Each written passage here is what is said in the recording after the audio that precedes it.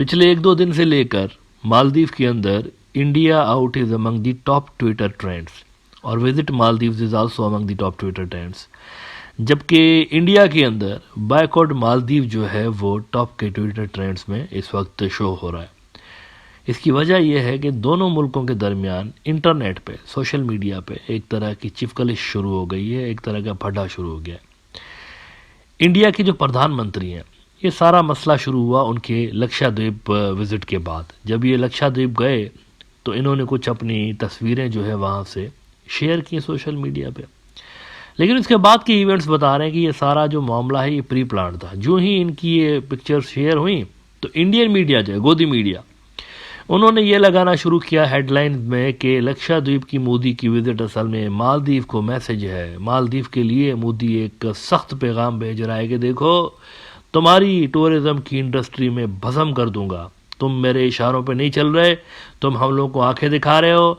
तुम्हारा जो प्रेसिडेंट मोइज आया है नया, ये हमें कह रहा है कि इंडिया आउट, और हमें बोल रहा है कि मिलिट्री निकालो बाहर, तो हम आपके टूरिज्म इंडस्ट्री को हिट करेंगे, लक्षद्वीप को डेवलप करेंगे।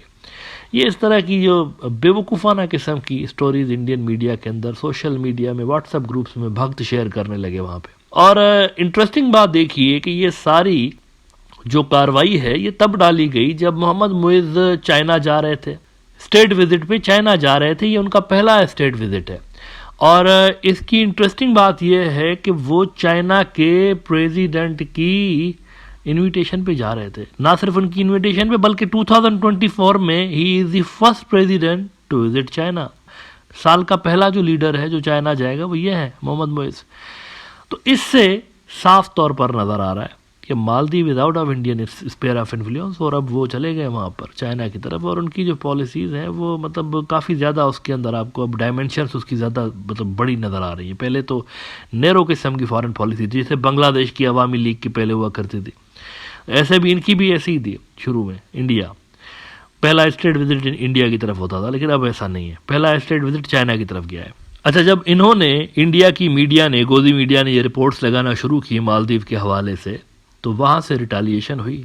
उनके भी लोगों ने जवाब देना शुरू किया इंडियंस को कि आप, यानी आपके दम से थोड़ी चल रही है हमारी टूरिज्म इंडस्ट्री। मतलब हम एक तो दुनिया के बेहतरीन टूरिस्ट डेस्टिनेशंस में से एक हैं, और दुनिया यहाँ पर घूमने आती है, आपके बैकआउट से कुछ नहीं होता। वहाँ से भी रिटालिएशन हो, तो जवाब देना शुरू किया उन्होंने भी। अब इस पे इंडिया में बायकॉट मालदीव्स और लक्षद्वीप घूमने जाओ, तो इस तरह की जो कैंपेन्स है वो शुरू हुई हैं। और अजीब बात देखिए नादरीन, अजीब बात देखिए, इंडिया के जो बॉलीवुड के स्टार्स हैं ना, उनको भी कहीं से चाबी दे दी गई है। जैसे खिलौने को चाबी वाले खिलौने नहीं होते, इनमें से बहुत सारे चाबी वाले खिलौने हैं, चाबी दे दी गई है। सारा एक जैसे ट्वीट्स कर रहे हैं वहाँ से, लक्षद्वीप घूमिए और अपने आइलैंड्स घूमिए, इस तरह के ट्वीट्स कर रहे हैं। लोगों को इस बात की तरफ रागिब कर रहे हैं कि आपने मालदीव नहीं घूमना।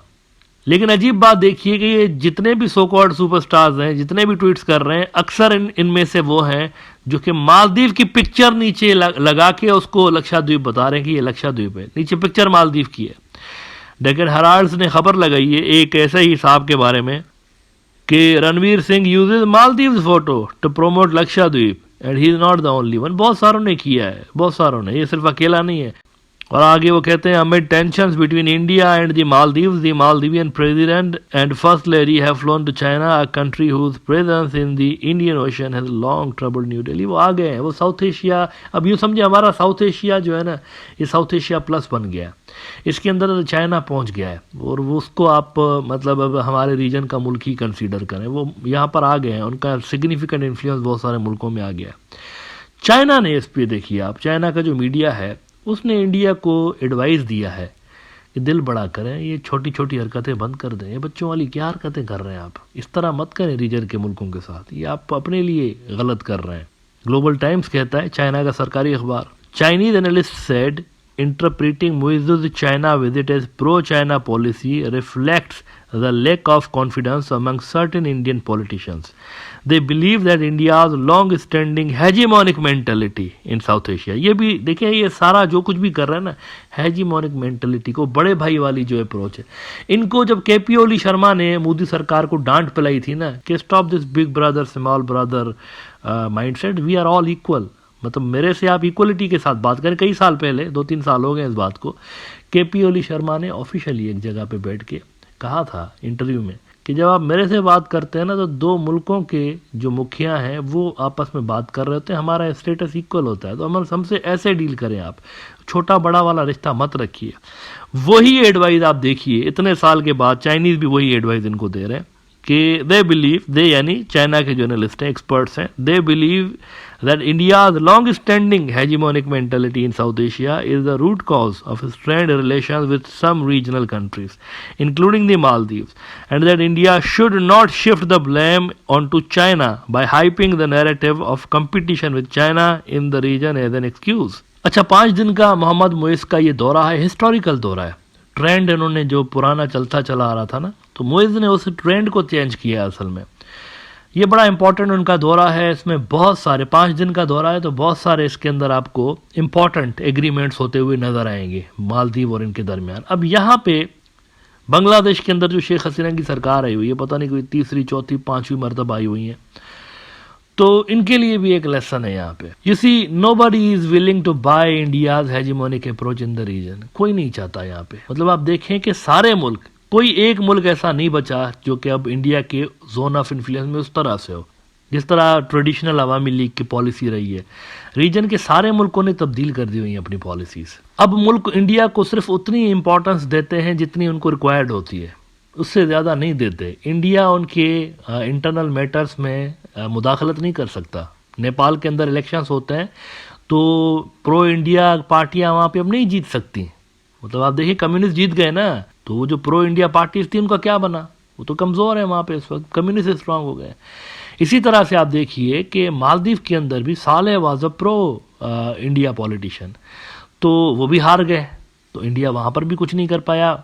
उधर जो आपका भूटान है वहाँ पर इंडिया की लाख कोशिशों के बावजूद नॉर्मलाइजेशन हो गई टाइज की। लिहाजा इंडिया का जो इन्फ्लुएंस है ना, वो मतलब कोई बाय नहीं कर रहा रीजन के अंदर। ऐसा नहीं है कि इंडिया किसी को बोले कि यार फला कैंडिडेट को हम सपोर्ट करते हैं या फला चीज़ हम चाहते हैं कि इस तरह हो तो वहाँ उस तरह हो जाए। It's not like that.